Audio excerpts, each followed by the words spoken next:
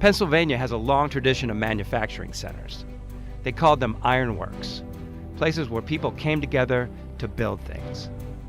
This podcast is about building and sustaining our democracy. We call it Democracy Works.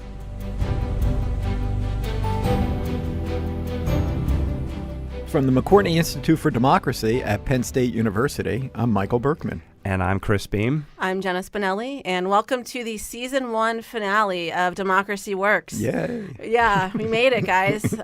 We're going to close out our first season today with our Democracy Summer Reading List. If you've been in a bookstore recently or in the library, you've probably seen that there are, at least a dozen, if not more, books that are either have democracy in the title or relate to democracy more broadly. So we read all these books basically, so you don't have to. We're going to try to talk about the main arguments that each book makes and help you kind of decide, if you only have time to read one or two, which ones might be best. So we will post all of the books and the titles and how to find them in the show notes. So if there's anything that catches your eye, you can support these authors and get their books. And we know the Democracy Works audience is a book reading audience, right? Oh, yeah, absolutely. I guess to go along with that, if you have any fiction recommendations for all of us, we have spent a lot of time reading books about democracy lately. So yes, these are send books, those in as well. These are books we're not going to read on the beach. Yeah, exactly. Actually, I want to say for the record that both Michael and I thought this was a terrible idea because it was such a daunting list of books. But as usual, we just do what Jenna tells us to do, and that's why. And here we are. So let's dive in, shall we? We're going to start off, I think, with a couple of books that talk a little bit about how we got here, right? Well, yeah, these are the books we chose to start with. We have three books to start with that all take what we might think of as a macro view. So they take a long-term view about the state of democracy, and it's the state of democracy not only in the United States but throughout the Western world. Right, that's right. And the thing, one of the things that unites all these books is the idea that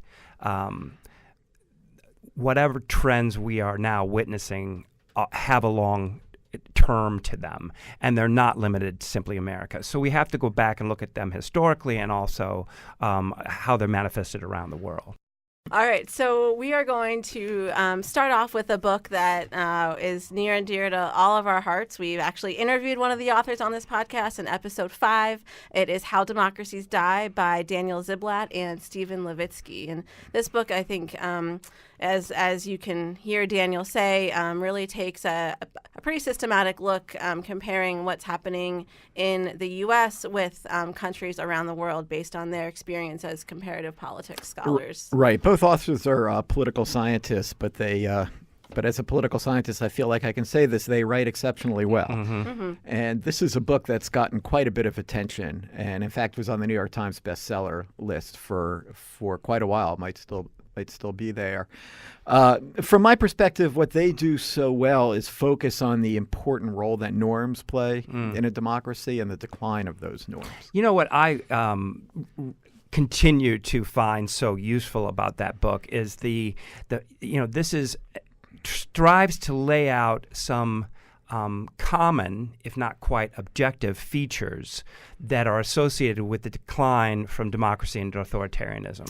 And neither one of these people are Americanist. One is Latin American, one studies Europe. And so you get to this point where, all right, this is what normally happens, and let's look now at what's happening in America. Right, and they also make the point, drawing both on historical examples in the U.S. and on other examples around the world, that democracies die through democracy. Mm-hmm, mm-hmm. Essentially, we elect leaders with authoritarian tendencies, and then once they're in office, they violate norms, they develop rules that are anti-democratic in their nature. And I think this is a really valuable contribution they're making. And along the lines of what you were talking about, Chris, they also offer us a sort of a guide. Like, when do you know you've elected an authoritarian? Yeah, they have a 4-step litmus test, yes. I believe it is. And the other thing that they talk about and that we talked with Daniel about was this notion that democracy is grinding work. I use that a lot in kind of describing various things, but they try to lay out a path forward, which I think a lot lot of these books do. And I think there is a kind of common theme that wrecking things is easy, building things is hard. Right. So we have the interview with Daniel on a podcast. So we encourage you to go back and listen to that because it's a good one, and he's really a smart guy, and it gives you much more detail about this book. Right. Skip the book, listen to the podcast. Exactly. So let's transition into Yascha Mounk, who wrote a book called The People versus Democracy. Right, and Mounk too has gotten a lot of attention over the past number of months, in particular for a survey that. Or the results of a survey that he and his colleague put out that makes up a major part of the book, showing that young people have weakening support for democratic institutions. I think that fits into the larger theme of the book, Chris, which maybe you want to introduce, or Jenna, but that's where Mounk got a lot of attention recently. Yeah, it is. I remember reading that for the first time and just being genuinely shocked by these numbers. I think we posted it on our Facebook page. Right. And I actually wrote a piece for the conversation that was got a lot more attention than anything else I've ever written, and because it was referencing these things that are really dramatic in terms of. Are you disappointed we're not discussing your book today? No, not at all. Not at all. Although if anyway. So Monk's book really he kind of lays out the case that liberalism and democracy are coming apart. And so what that leaves us with illiberal democracy on one side and kind of unchecked liberal institutions on the other. Yeah, and I think that's a really important distinction that this book makes, and that is that when you're talking about liberal democracies, you're talking about liberalism, small L liberalism, and democracy. And they do he does a really nice job in this book of decomposing those two elements, emphasizing that liberalism is about rights and about rule of law and about protection of minorities and minority rights, and that democracy is essentially about responsiveness, that what the people want is put into policy. Popular sovereignty, right. Yeah. And so, so what he talks about is this kind of the idea that there's such a thing as illiberal democracy and undemocratic liberalism. And the first one, this illiberal democracy, is I think the stronger of the two pairings. I mean, it's very similar to what Orban used to describe what he wanted to achieve in Hungary. The idea that we want democracy to rule, and if that means that some rights don't have the same status that they used to, or that some people have a different standing in the community versus other people, that's okay. Right. He's making the point that this is an important element of populism throughout the Western world, that it emphasizes the people's rule. That's essentially what populism is about, but it de-emphasizes minority rights, individual protections of all kinds. Which is why rights exist. Because, going back to Tocqueville and the tyranny of the majority, if you don't have those rights, odds are very good that the majority is going to oppress the minority. Yeah, that's right. I mean, one thing I think he does a nice job of kind of laying out is that the American system was developed with much more of an emphasis on the liberalism than on the democracy. Mm-hmm. Right. I mean, it is a very undemocratic constitution, and we're seeing a lot of that today. More so maybe than at other times, but it was a constitution that was, and Madison, who was very vocal about this, that was concerned about majority rights, that wanted to protect minorities, and I think that's a real strength of this book. Although, I have to say I had a little trouble discerning, even going back over it a couple of times, what exactly is he arguing is happening in the United States today? Are we facing threats to democracy, or are we facing threats to liberalism? I think he would say both. Right? Yeah. But as I alluded to, I don't think the argument that we are looking at undemocratic liberalism is as strong. I mean, he points to things going on in the European Union where I think he might have a case. But in terms of, the kind of bureaucratic work, bureaucratic regulations that come out. The idea that these are not responsive to politics, I don't find that persuasive. Yeah, I agree. I mean, there is an argument to be made there that many decisions are made by experts and outside of the democratic process. I mean, that's the point he's trying to make. Yes. That hardly strikes me as the crisis in American politics right now. Yeah, so folks will have to read the book and then let us know what you think. Which side are you coming down on? Fair enough. Also a very nicely written book. I think all the books we're reviewing today, really were... And not that kind of stuffy academic prose. These people are... So the only other thing I want to mention about Mounk is again something that I see repeatedly with these books, and that is that you have analysis and then prescription, and the analysis is usually very strong, and the prescriptions are comparatively pretty weak and not as compelling. Yeah, they're kind of afterthoughts in some ways. Yes. I mean, maybe that's a little bit strong to say, but they all want to end on a kind of upbeat. Right. Yeah, and that's an interesting question of how much of that is it realistic of us as readers to expect them to have these grand solutions to these problems? I think that's fair. The other thing is that people present these prescriptions as universal or bipartisan, and then once they get to specifics, you find out they're not. They're very partisan in their what it is they're calling for, or if they were to become a reality, it would require a partisan fight. Right. Yes. So speaking of not a lot of hopeful solutions in a book, let's talk about the Retreat of Western Liberalism by Edward Luce. Yes. Yeah, this one you probably don't want to take. Yeah, to the this beach. one I just have to say I do not recommend reading this book while listening to Tom Waits. That is not a good idea by any stretch of the imagination. Yeah, this is a book the New York Times described as insightful and harrowing. Yeah. As winter follows autumn. That's a phrase that he uses a couple times. And if that doesn't give you pause, I don't know what will. There is just a sense of dread, literally, in this book. Well, he's arguing that Western democracy is close to collapse. Right. And again, he's looking, as with all the books in this section, he's looking not just at the American case, but at Western democracies more generally. Right. Yeah. I think it's worth saying this book is different in a way from at least the two that we just talked about. It is more like an extended essay than it is an argument. He picks up things, he talks about them, then puts them down. It's kind of got this episodic character. Yeah, he's got this fantasy war with China that he brings up in there. Yeah.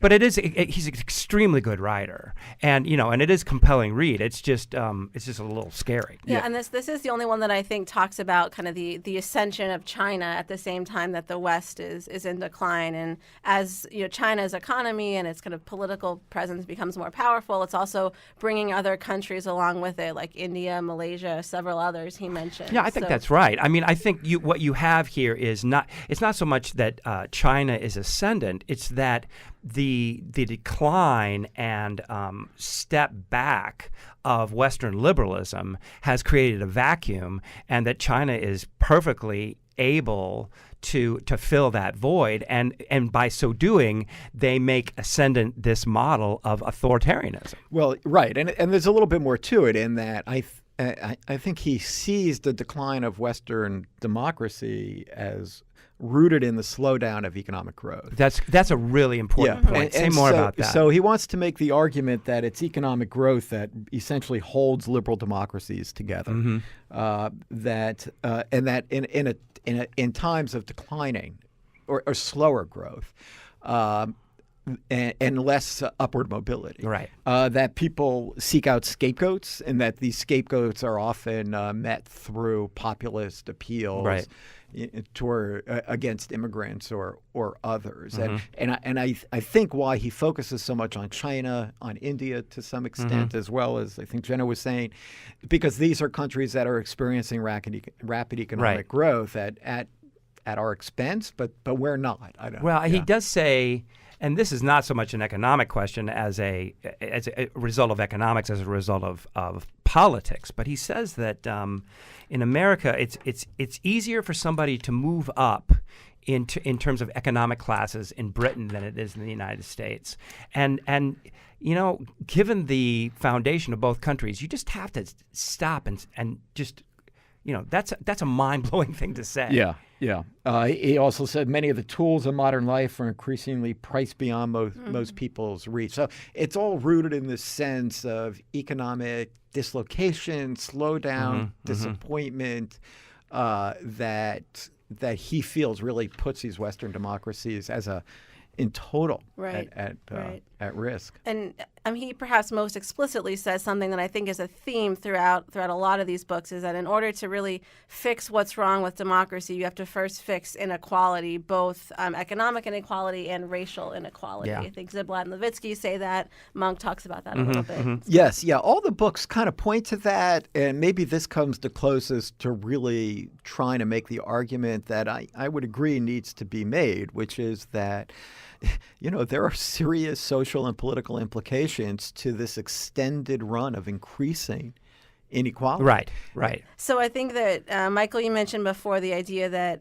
as a lot of this inequality it increases, people often look to scapegoats, and some of that has come through the form of populism. I think we have two books that kind of delve into that more specifically. Right, that really directly speak to populism in Western democracies, but I think in particular, one of them in particular really focuses on American populism. So let's actually start with a book that might strike some as a little bit sort of outside of these others, and that's Joshua Green's book, The Devil's Bargain. Yeah, so this, I have in my notes that this is maybe the most beach-worthy of any of the books on this list. Yeah, it's, I agree with that. Pretty kind of tells a great story. There's a little bit of like behind the scenes palace intrigue about Bannon's, time in the White House and his time on the campaign and, that kind of thing. But, he really lays out all of the pieces that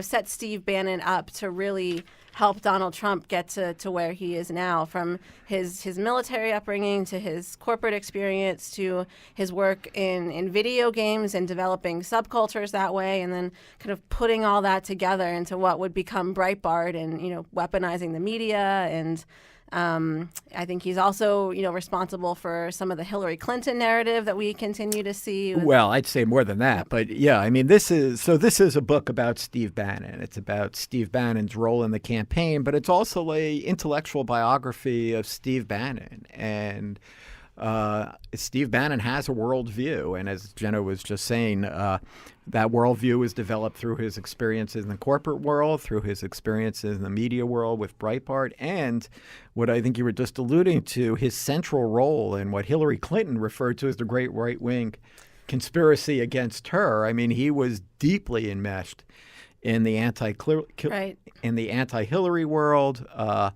Yeah, he was part of the team that put the Clinton Cash book together. The Clinton Cash book, and also the movie, wasn't he also involved in that? Oh, that's right. Citizens United, that created the Citizens United case. But anyway, so this is a book that I think really drives home that Steve Bannon is dark. And Steve Bannon has a dark worldview. It is a populist worldview. It is an anti-immigrant worldview. It's an anti-immigrant worldview throughout the Western world, not only in the United States.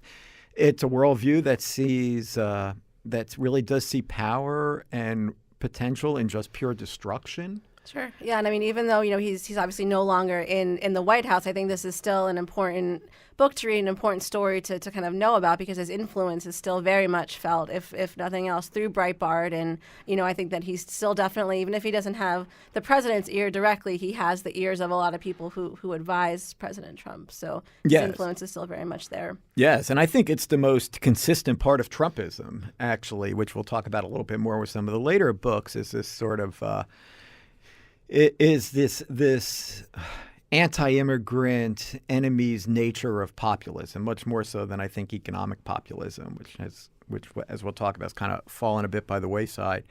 And Bannon, Bannon reads fascists, and Italian fascists have interested him. And I mean, this is a smart guy who's done a ton of reading in his life, and has the money to be able to pull it all together. Yeah, from Seinfeld, right? Of all things. Yes, largely. A lot of it's from Seinfeld and also Goldman Sachs. But this is a guy in a position to pull it all together in a with a powerful media voice and the ear of the president. So I didn't read this one, but can you why would that be? Because it was like 9th on my list. All right. So here's my question. Can you articulate in a sentence or two what you understand to be his worldview, his objectives? Yeah, I think it's very national. I don't know if I could quite do it in a sentence or two. It's very nationalistic. It's rooted in the fact that countries have national identities that need to be protected, that need to be emphasized, and that need to be preserved against intruders of all types. Yeah, I mean, to put it maybe most simply, his goal is to make America great again and everyone else be damned, And to make America American again. Right. So, well, I should probably not say it quite that way, but to make American, to keep America for Americans that are already there. Right. Already here. So there's an interesting parallel with this idea then of complacency, right? That we have these people who are just not taking our birthright seriously. And it sounds to me like that, and for what I know about Bannon, that sounds like what obviously they have a completely different diagnosis, right? And different objective. But the idea that we have a birthright that we are not taking seriously and not properly defending is something that's similar. Yes. Yeah, interesting. Yeah. And so kind of the other side of this then is a book called The Great Revolt, written by a journalist named Salena Zito, who actually is from Pittsburgh. And she kind of talked with in this book, I think, a lot of the people that we might presume read Breitbart or are kind of, the recipients of a lot of these messages that Bannon and company are putting out there. And what she did is she interviewed, I don't know, at least a couple of dozen people, if not more, in 5 states that had all went to Barack Obama in 2012, but then had flipped and went to Trump in 2016. And she, talked to these voters and kind of tried to figure out why that was. And, I really like this book as a piece of journalism. She says in there that a lot of times when you read about these stories that are trying to get inside the minds of Trump voters, it's, a reporter from Brooklyn that they put on a plane and drop somewhere in rural Ohio or, wherever, and trying to, understand people that they're really not very familiar with. But, Salena grew up in Western Pennsylvania and really, I think, is able to kind of form a sense of camaraderie with a lot of the people she talks to, and that comes across in her writing. I think the strength of the book is that, this is part of that genre we're seeing of interviewing Trump voters in a diner and looking at them like we're in a zoo or something. But I think it's much more sympathetic, much more connected to these people, much more understanding of their economic plight. Right. Much more appreciative of the communities out of which they come and the fact that these are communities that are hurting in all kinds of ways, hurting from opioids, hurting from deindustrialization, hurting in lots of ways. And she's sensitive to all that. And I think it also picks up that, and this is, it picks up a couple of things that we see in the Trump presidency that really speak to his understanding of his supporters. And so, they talk about trade a lot. I think it's the only issue they talk about. And it's not a particularly reasoned understanding of trade. And I think we're seeing right now that it's not a simple matter to try to deal with trade, but they talk about trade a good deal. They talk about this notion of apologizing a lot, that they really saw Barack Obama as somebody who apologized for the United States, apologized for the things we've done, and that so it helps you understand, I think, Donald Trump's kind of refusal to ever really apologize for anything. And in fact, it kind of picks up on the importance of the whole attitude of Donald Trump to their to their support of him. And I mean, it helps me understand a little better, perhaps, only in that from reading about these people that, he's probably right. He could shoot somebody on Fifth Avenue. Heck, we're watching right now. He could shoot Harley Davidson in Wisconsin, right. And it might not matter. Yeah. The other thing that comes up a lot is the Supreme Court, which would be, people said that particularly religious conservatives, were willing to put Trump's personal past aside, so that with the hope that he would nominate a justice to the Supreme Court who would kind of be sympathetic to overturning Roe v. Wade and some other cases. And it looks like that may very well happen. Right decision as far as I'm concerned. I do think the book tends to caricature the Democrats pretty unreasonably at times. It's multiculturalist militancy in describing the party, but I think that's important also for emphasizing how multiculturalism does threaten some people's identity.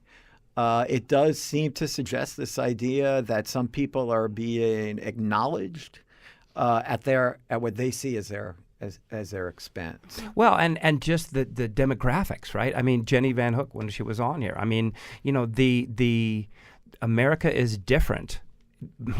Just in terms of the way it looks and the number of, who's here, who counts as America is just different than it was 30 years ago, 40 years ago. Right. And for people who are, who are used to being the hegemon, right, who are used to being in charge culturally as well as politically and economically, this is a problem. This is upsetting. Yeah. It had me thinking of a couple of books that are out recently that we're not looking at today by some old Obama staffers who are referring to Obama's comments after Trump's election that he was 10 years, maybe we were 10 years too soon, that the projection of all this multiculturalism, of this acknowledgement of gay marriage and et cetera, I'd say that it was just many parts of the country weren't ready for it. And reading this book, you do feel like, some parts of the country. Some were, and some were, absolutely impatient. Should have thought it happened 10 years before. Absolutely. Yeah. Hence the conflict. Right. And I think you can't look at this outside of the context of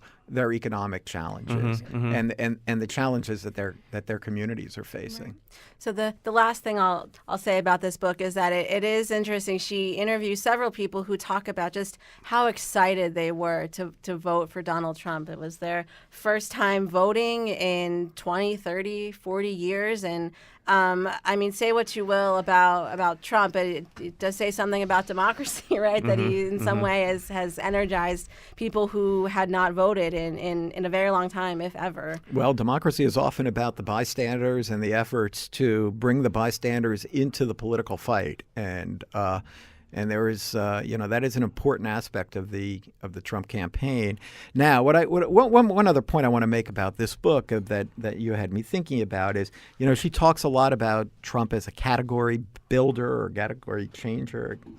She sees him they see them in party-changing, transformative terms. And I couldn't help but to think, if not for 78,000 votes in 3 states and maybe the Russians, then we would be having an entirely different discussion. And so I'm skeptical of the idea that the Trump campaign and Trump's victory signaled this major transformation in the party system. In fact, the idea that 90% of Republicans and 90% of Democrats voted for the candidate of each party suggests pretty much the opposite of that to me. It doesn't mean to say that changes that are going on through the courts, won't have long-term implications. And in fact, I think they will. But this tendency there's a tendency to overplay the significance of the election. And, really, if not for a few thousand votes here and there and in a couple of places, we'd be having entirely different discussions. Right. That's certainly true. But it's also true that this election, even if it had come out the other way, still manifests a similarity to the Brexit vote, to the rise of conservative right-wing candidates throughout Europe. But I agree with all of that. But had Donald Trump lost, then I do really believe that establishment Republicans would have just said, this was an aberration. This is not the Republican Party. This is not the direction we're going. Now, does that mean that something else couldn't have built up? Perhaps, but third parties and fourth parties have a very challenging time in the American political system for a lot of structural reasons. So I'm skeptical of that. Anyway. Well, so given the fact that Salena is in Pittsburgh, hopefully we'll maybe have her on as a guest in season 2, and we can talk to her all about this book. So this is an invitation if she's listening. Yeah, absolutely. Okay. Absolutely. So from populism, I think we're going to move into Trumpism, and 2 books that look specifically at how Donald Trump kind of came out of this populist movement. The first is Trumpocracy by David Frum. And I'll admit I did not read this one, so I'm looking to I see David shuffling your notes. I see David Frum as one of these really quite interesting conservative never-Trumpers who have been quite prolific in Twitter and in their writings. And he's on TV a lot, too. And he's on TV a lot. I'm thinking of, we'll get to his, but I'm thinking of Jennifer Rubin, of Bill Kristol, of Stephen Schmidt, of David Frum, and I mean the list goes the list goes on. There's something definitely going on in sort of Republican intellectual circles that are really concerned about what's going on with the Trump administration, and David Frum's book is, I think, a pretty articulate statement of what that is. Well, I really found it to be useful as a summation of all the stuff that has gone on. I mean, it is just so hard to kind of keep up with the news. It just seems, it doesn't seem, it is the case that there's some new astonishing thing that is coming out of the White House that if it had happened in any other administration would have been a dramatic piece of news and really have threatened the presidency. Now it's just Tuesday, right? but what Frum does is just lay it out, right? So you forgot that he had Ivanka take his seat at a G7 meeting, and I forgot that's right. He picked a fight with a Gold Star family. Yeah. I mean, these are things that just like. The mind reels, right? This could not have happened. Yeah, I think and he deals with it at a little higher level of abstraction than that. To be saying that, what I sort of read him as saying is, here's what characterizes politics under the Trump presidency. It's corrupt, and it is. Right. And we need to do a podcast on it. We're not really talking about it, but, one of the norms of American politics, and this comes up in one of the other books we're going to talk about shortly, has to do with the idea that presidents try assiduously to avoid conflicts of interest, the appearance of conflicts of interest. Well, Jimmy Carter had to sell his peanut farm. Right, and it's in the Constitution, right? I mean, Barack Obama would not refinance his house when interest rates drop because he was concerned about how that would look. But now the intertwining of the Trump business operations, exemplified by the Trump Hotel and Mar-a-Lago, and where the Secret Service has to rent out golf carts to follow him around, and that money is going into his pocket and Ivanka's pocket. So he talks about it in terms of corruption. He talks about it in terms of nepotism, which is more a characteristic of authoritarian regimes than it is of democratic regimes. Frum makes the point that, on the one hand, many people, including people like himself, were relieved that Mattis is there and Kelly is there and McMaster is there and, all these generals filtered throughout the government. But he also makes the point, which I think is really important, that military has a different way of making decisions. They're not democratic institutions. They are the opposite of democratic institutions. Right. They are the most top-down you can get. They are can-do. Not how are we doing it, or that there are procedures and ways that we have to do it, so that he sees real threat and real concern with the reliance on generals, while at the same time we seem to be very relieved because, there probably there may not be any institution in American life right now that has the confidence of the American people the way that the military does. Yeah. I just want to say, go back to the point about corruption. Because it really, it's my one takeaway is the fact that Frum connects corruption to a breed of authoritarianism, and he's talking to this person in Hungary, I think. And he says that this person in Hungary said the benefit of controlling a modern state is less the power to persecute the innocent and more the power to protect the guilty. So you have this kind of power that is designed to get the people you want more money, and if that's true. That is something that's worth highlighting. Yeah. So from kind of how we, where things are and kind of how they got there, I think the other book in this category, One Nation After Trump, by virtue of its title, is maybe a bit more forward-looking. So this one is by E.J. Dionne, Norm Ornstein, and Thomas Mann. That's right. Yeah. Yep. In this book, they're going beyond their previous critiques of Congress, and they're looking at the Trump administration. And I think we're putting it with the Frum book because I think it too covers some of the same ground, right? And trying to understand what is different about this Trump presidency and about politics in this period, about democracy. Yeah, I think at that's this point right. in time. Yeah. I also, this is my complaint about this book.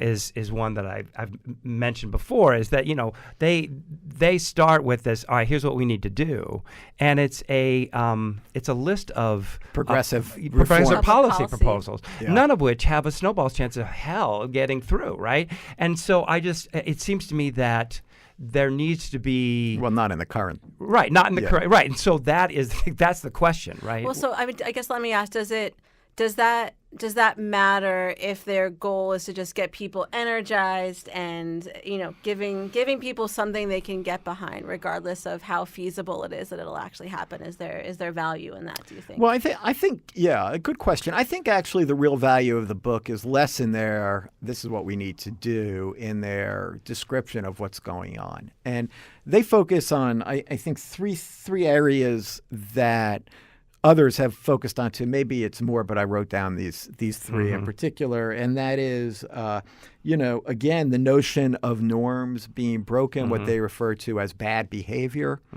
They are, there are certain norms to the presidency itself, and they just kind of go through norms that have been broken, and their concern of this is, once you break them, it becomes a lot easier to break future norms. Right. And so this is an area to really be concerned because, norms which are basically unwritten, uncodified, but ways in which we should behave. Once those start going, this takes us all the way back to Ziblatt at the beginning. Once those start to go, then they really were important to the functioning of democracy. And once they start to go, then they just go. Yeah, it's this one that actually speaks to the Constitution as being, basically a piece of paper, and without these norms kind of giving substance and also giving kind of what do I want to say, buffers around how these things operate, it just doesn't operate very smoothly. Yeah, and we actually heard that from Judd Matthews when we had him on to talk about constitutional crisis. Yep. He talked about constitutional podcast norms. Episode number 18. Good for you. Yeah. All right. Mm-hmm. Yeah. They also talk in there about what they refer to as the phony populism of the administration. I think this is sort of an important point to make, as we talked about populism earlier, but just that the economic agenda of the administration has had nothing to do with some of the populism that was articulated in the campaign. Trump does, I think, satisfy a lot of campaign promises, but they're almost always on the immigration or on what I would almost see as the white identity side of the populism, but not ever on the economic side of the populism. They also emphasize something I can't read. Yes. Also, they spend quite a bit of time talking about what they see as the crisis of truth. Right.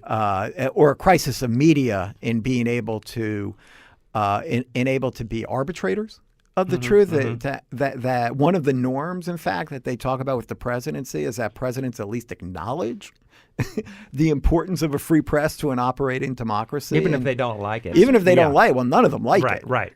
So, yeah, I think that brings us to the end of all the books on the list.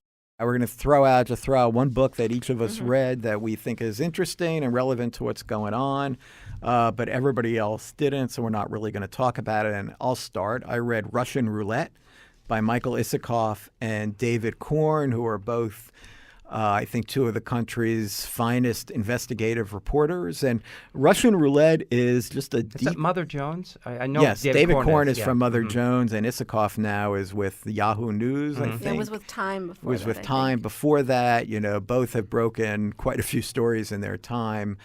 But here they just do a really deep dive into Russia's connections with the Trump family and the Trump organization and some of the people around Donald Trump.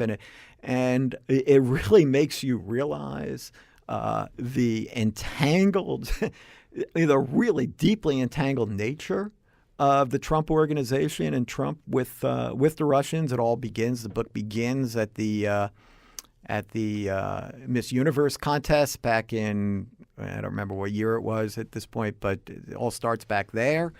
But it goes on, efforts to build Trump Hotel in Russia. But it also goes into great detail. Some of this is out. Some of this was in the indictments from Mueller. But it goes, deeply into the Russian involvement in the election, its ongoing involvement in American politics and in other democracies.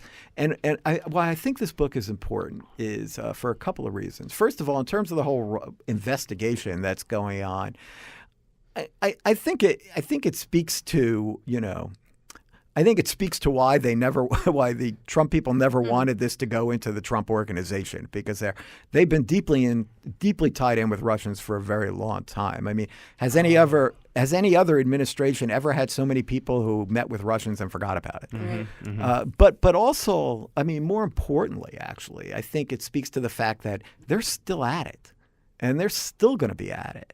And we have an election coming up where the president, as of today, said basically, Russia says they weren't involved. I believe them. They weren't involved, even though our intelligence agencies say otherwise. Every single one. Every single one. But that's important because that presidential leadership is critical to taking the steps that are necessary to protect our next elections. And, Russians made efforts, it's highlighted in this book, it's been out elsewhere, to hack into, say, voting rolls and things like that. Just imagine if in 2018 we find out after the election, especially if it tips the House or it doesn't, that the Russians were into the voting rolls in some important state. The legitimation crisis that will develop and the way in which that legitimation crisis plays directly into the Russians' hands, which this book also helps you to understand. The book reads like an investigative, like what it is. It's an investigation. It's kind of grippy in places, a little overly detailed maybe in others. But this one you could read at the beach, actually. Yeah. And I think that this episode will be out right around Trump's summit with Putin, so it'll be good timing that way. Yeah. So I read a book called The Soul of America, The Battle for Our Better Angels by historian and presidential biographer John Meacham. So unlike Meacham's other books, or at least many of them, this is not about a particular person or president. He really kind of makes the argument that a lot of the watershed moments in democracy, in liberty, in civil rights don't happen in a vacuum. It's often a 2 steps forward, 1 step back kind of mentality. So he talks about some of the things you might expect, like Lincoln and abolishing slavery. The title of the book is actually taken from Lincoln. He talks about the civil rights era and some of the struggles there. But he also brings up examples that maybe are not as well known in history, or at least were not as well known to me anyway. One that in particular stood out, he talked about Woodrow Wilson and his struggle with a showing of the film Birth of a Nation in the White House, and how Wilson had to kind of reconcile his own feelings about the film, and he eventually came out and denounced it. But just some of the struggles there, and how all presidents really kind of go through a lot of these struggles, and most, I think, have come out on what history would judge as the right side. But he talks about in a very kind of detailed, but still in a good storytelling way, he lays some of these things out there. So John Meacham really does know all the history, at least all the U.S. history, and he does a good job of weaving it together in narratives in this book. And I asked you, did you come away with hope? And I think you just, you said maybe a little. Yeah. It's just kind of that historical context that, we have gone through these struggles before and come out the other side. As opposed to some of these other books which are looking at other Western democracies and what's gone on and saying, watch out, we could be. Right. Yeah, so that's a good counter argument. So my title is... or my title of my book is that I'm going to talk about is Monarchy of Fear by Martha Nussbaum. And this actually is not out yet as of the recording of this podcast. But because we're such major players in the fake news media world, we asked for an advance copy and they sent it along. Martha Nussbaum is, I actually met her at University of Chicago. She's at the law school and also in the philosophy department there. And she actually is a classicist. So most of her stuff is on, or at least, originally was on Aristotle and other ancient Greek philosophers.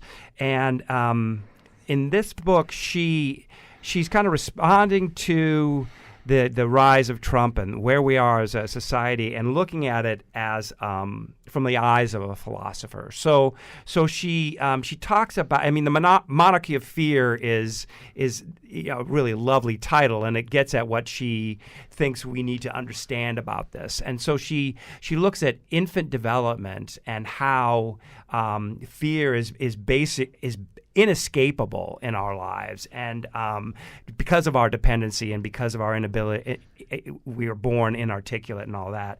But she says that fear is anti-democratic because it is, so narcissistic. It is so focused on me and mine, and in that includes obviously your family.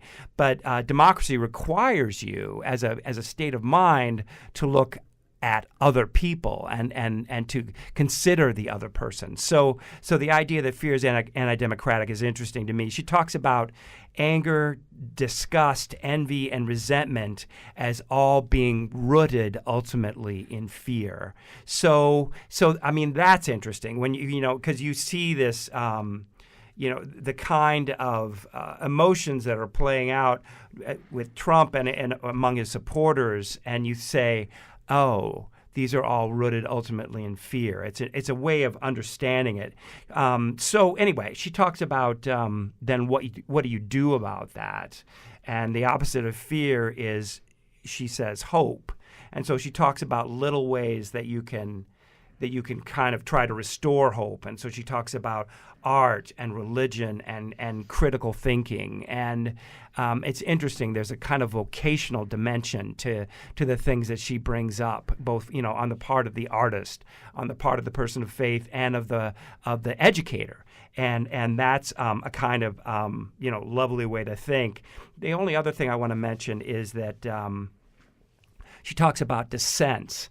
And she talks about this experiment that I've actually seen referenced elsewhere, where if you put a person in the room who, unbeknownst to that person, the rest of the room is going to say something false, it's very unlikely for the person who knows it to be false to say, wait a minute, that's not true.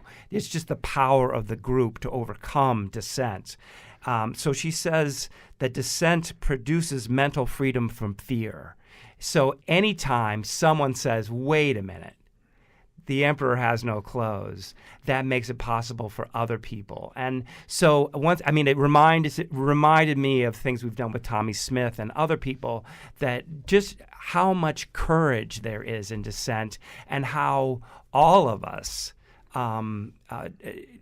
should be grateful to these people for that kind of courage. Yeah, I agree how interesting that part of the book was. So I'm working my way through it too. I didn't get done with it yet, so it didn't meet our two people have to read a book. But it is, first of all, beautifully written. Yes. I mean, just gorgeously written in places. And I had some of the same reaction on the dissent section. I also thought, boy, it'd be fun to have her on to answer our questions about hope, worry, anger, and see what she says pride. to our Mood of the Nation. Yeah, that would questions. be interesting. Yeah, and we could even throw it back all the way to our very first episode of this season with Abe Kahn. We talked a lot about dissents there, so we really did bring it full circle. So we know exactly what we're doing. Yeah, I think these books highlight for us that we've interviewed some people that are speaking about, talking about and working on important and interesting areas of democracy. These various people that pull it all together are referencing various issues and topics that we addressed, and also that there are areas left for us to go into. So excites me for season 2. Yeah, and I think we can say that we're going to kick off the second season with a kind of timed with the 1-year anniversary of the Charlottesville riots. We're going to talk with Brad Vivian, who is the director of the McCourtney Institute Center for Democratic Deliberation. He studies monuments, Confederate monuments, and public memory. Yeah. So even I think there's going to be an interesting discussion just in the year that passed from last summer to this summer, how people's perceptions have changed and what we've forgotten or not forgotten. And so look for that coming in mid-August. So before we wrap up here, just want to say thank you to everybody who has listened to our podcast and shared it. Continue to do so. We'd like to keep the momentum going for season 2. Thank you, obviously, to Chris and Michael for coming along with this crazy idea, to Andy Grant and Mark Stitzer and the entire team here at WPSU, to all of our guests that we've had on, again, for helping us make this whole thing possible. And to the generous friends of the McCourtney Institute for Democracy, because without them, we would not have been able to do this. Yeah, absolutely. Hear, hear. All right. Well, with that, we're going to head out on our summer break. So from the McCourtney Institute for Democracy at Penn State, I'm Jenna Spinelli. I'm Chris Beam. And I'm Michael Berkman. All right, thanks for listening, everybody.